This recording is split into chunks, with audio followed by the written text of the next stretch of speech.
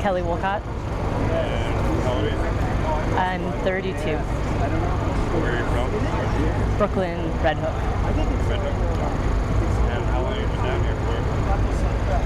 I've been down here off and on since last Saturday. I stay on the weekends because I'm a teacher by day. I teach 8th grade English in public school in Brooklyn. And yeah, so I'm trying to balance it out with my work life, which is a little bit intense in the beginning of the year as it is. How has your experiences been down here? It's mixed because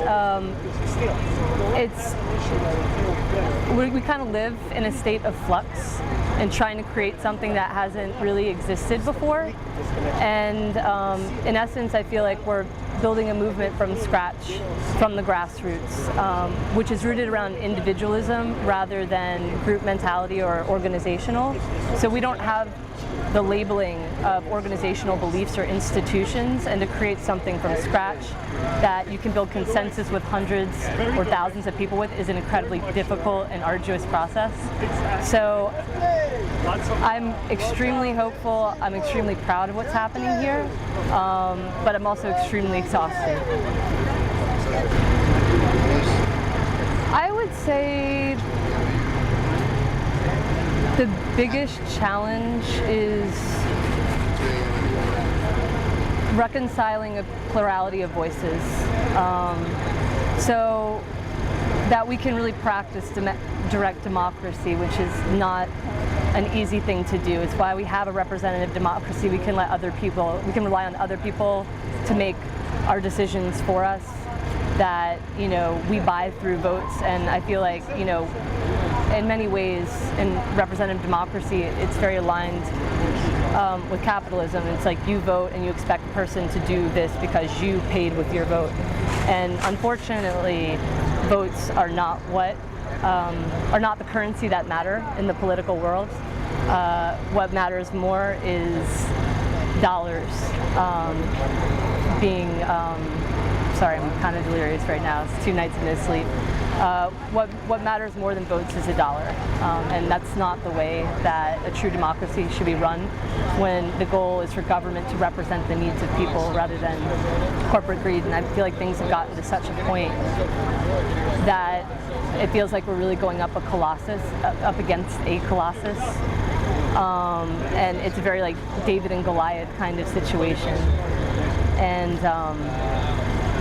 I think what's really important about what we're doing, even though this is exhausting and challenging work, is that we're showing a face to the world that people are resisting in some capacity and really willing to sacrifice through dedication of being here, dedication of working together to try to provide an alternative vision for what this country should be and did stand for at one point.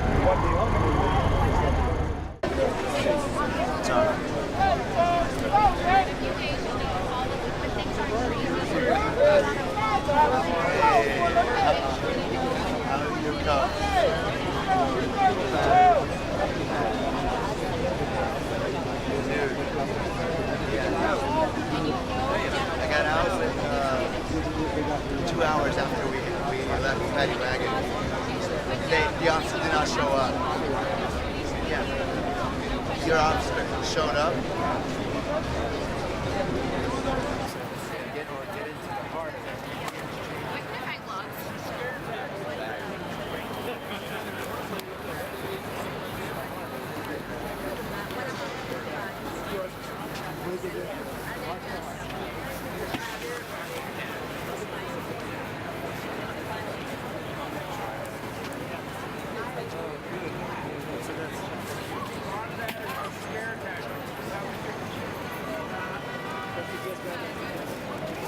So we'll start. What's your name and where are you from? My name is Letty Berrios.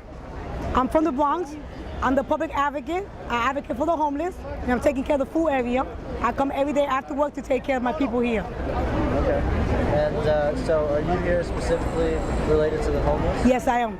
And to the discrimination, the corporation, all that corruption. Okay. Because that's what I do. I fight because of discrimination, civil rights, a violation of civil rights, harassment on our people, okay? And all these big corporations milking the poor, giving to the rich. That's why I'm here. That's why I do what I do. So that's what drew you to the movement? Yes. Okay. Now, And my organization is Helping Hands, Ladies Helping Hands. oh, I know. That's me. That's me, right there. So how have you found it? Has it been a challenge getting food for all these people? Or Well, they have when did you guys come in to help with this? We've been here since last Sunday. We've been here.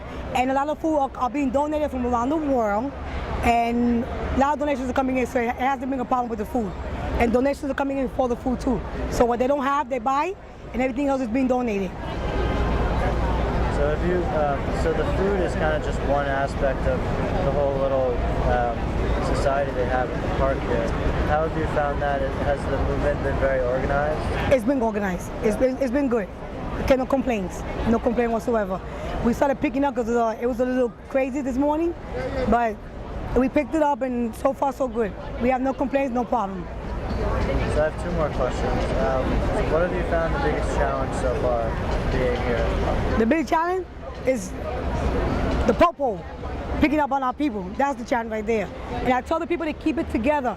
If a cop pushes you, do not push back. That's how they look for, you know, to give us a little hassle. And I'm also an enforcement officer, besides the advocates. So I know what I'm talking about. You know, if a cop tries to put you to try and antagonize for fights, try not to push back, avoid it. You have to know how to avoid from the trouble. That's what happened last night in Times Square. They didn't know how to avoid the trouble. When there's trouble, get out of there. You know? That's the best advice I could give them all. And if there's one thing you could say to kind of the internet community or just anyone in general, the public, about the cause, about what everyone's fighting for here, what would that be? I can't speak for nobody else. I know what I'm fighting for. Huh? Yeah, I speak for myself. Like I said, I'm here for the violation of civil rights, of discrimination on our citizen of our country, which is priority number one. And United States of America is forgetting one thing. You take care of United States of America first before you take care of other countries. You see? That's what brings us all here. That's the problem today. You take care of our people first, then you take care of other countries. That's what brings all these people here today. If they were to listen to that and listen to us, we're number one, right? We're the example to the whole wide world, in other words, right? So where's the example of that? If you ain't taking care of your own people. Bad example. Bad example. That's what I can say to the President of the United States and the government. They're the cause of all these problems. They need to fix theirs first before you fix something else. Fix what you broke. One day, 1 week, let's occupy Wall Street. Oh snap, let's go. Let's do it really, really, oh.